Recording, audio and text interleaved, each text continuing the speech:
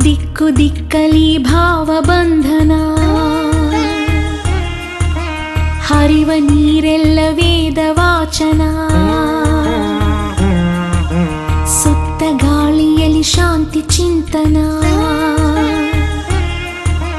ಮಣ್ಣ ಕಣಕಣದಿ ಕರುಣೆ ಕಂಪನ.